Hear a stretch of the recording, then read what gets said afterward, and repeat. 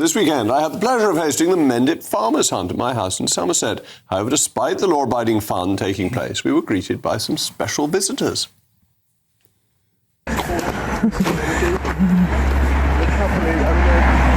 Vegetarian options if you'd like them. That's very kind of you.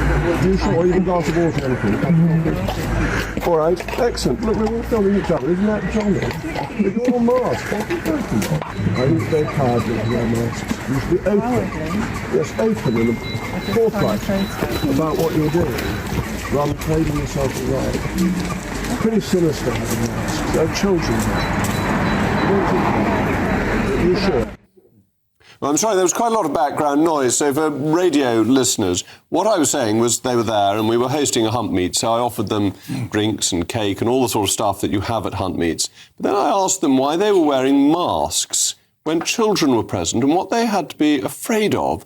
Wasn't it really rather cowardly? Turn up at somebody's house wearing a mask and filming their visitors.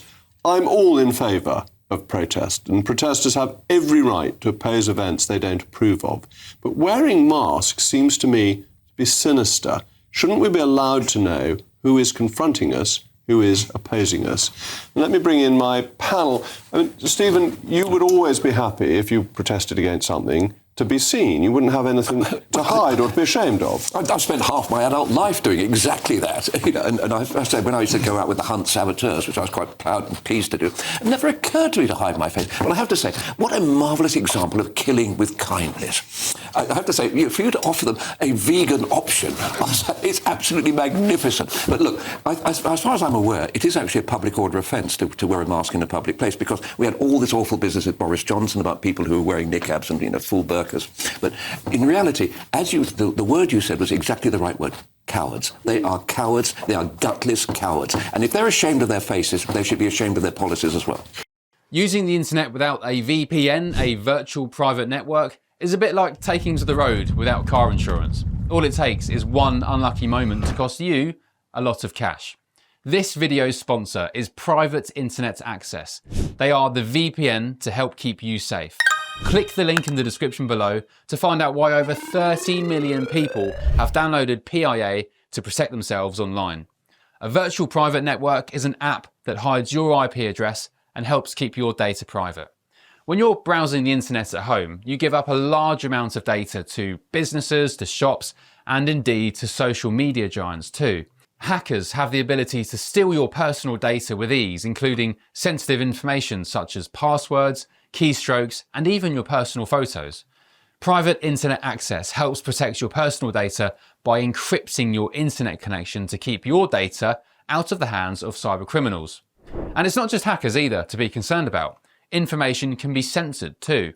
When Canada passed their C-18 bill, social media giants decided to ban news content on their platforms. But PIA can protect your ability to consume the news and content you love. Private Internet Access is available for Windows users, Mac OS, Android, Linux, iOS, and you can use one PIA subscription to protect an unlimited amount of devices. And we've got a huge GB News discount for you too. Click the link in this video's description and you'll get a massive 83% off PIA. That's under £2 a month, the price of a coffee, and you'll get an extra 4 months completely free on top. Also, there's a 30-day money-back guarantee too. Visit piavpn.com/GB News to start protecting yourself digitally today. And I would have thought that they wouldn't like it if people turned up at their front door wearing masks. They'd think this was pretty sinister. I mean, I don't care, because I didn't think they were particularly dangerous. I just don't think they should do it. I think if you're protesting, if you've got a political view, you should put it forward. Yeah, I quite agree with you. Put it on the record, be proud of it. And if you aren't proud of it, you shouldn't be doing it. Yeah. And I think also you need to be careful with people's private addresses as well. I mean, I know you were opening your house up, but you were inviting guests.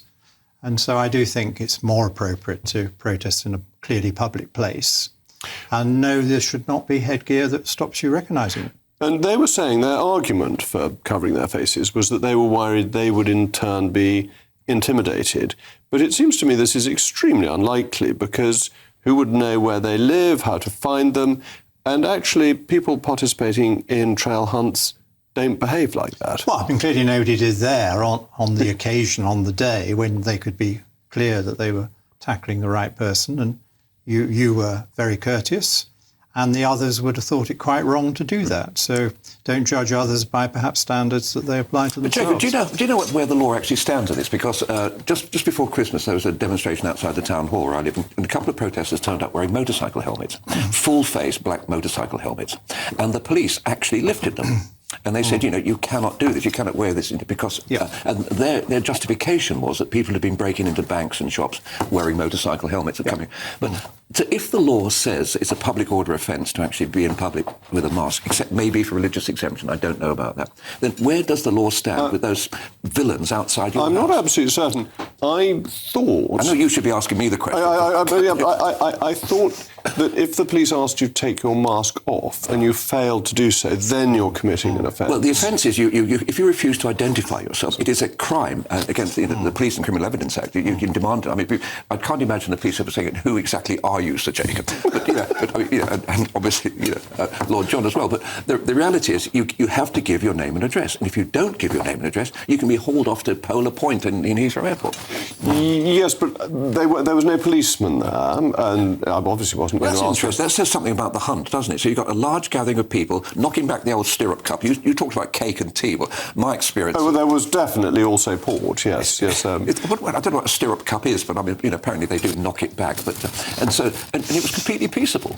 It was completely peaceable. Oh, don't destroy my illusions, please. No. It was all very law-abiding. And to be fair to the saboteurs, they didn't try to come on to the property. They asked me if they could come in. I wasn't going to let them in wearing masks. If they'd taken their masks off, that would have been different and not had cameras. They didn't sort of do an aniseed drag or anything like that to put the hounds off the scent? Or... No. I mean, it's a standard trail hunt, so... The Mendip farmers lay a trail of fox pea, I think it is, and the hounds follow it. Rather satisfactorily, the saboteurs filmed 2 foxes who the hunt came across, who the hunt didn't chase, or certainly the foxes got away. Back there in the sun. The foxes knew the law. That's right. I'm going to say it is the mating season. Don't forget that. So the saboteurs put this out, saying, Mendip farmers, they're terrible. They've got foxes in view. Well, yes, but they didn't kill them, did they? The hounds didn't know. So they kept the hounds under control. They seem to understand that if you didn't allow trail hunting, then all the dogs would have to disappear. That's right, all dogs would be put down, and quite a lot of the horses. A fair few hounds actually get put down when they're too old. But don't forget, in 1870, the domestic fox was extinct in this country. It was actually reintroduced purely for the purpose of hunting. So, I mean, I can understand the glorious theatre of it, and the sort of marvellous John Bull, hacking around the place on a shire horse. But in reality, I think it's a bit of a phony. Yeah, but most people accepted the law, and I hope will now obey it.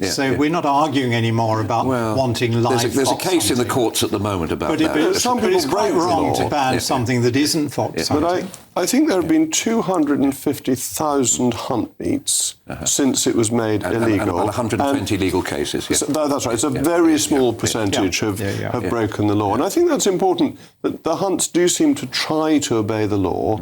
Obviously, things sometimes go wrong, and obviously there are some bad actors.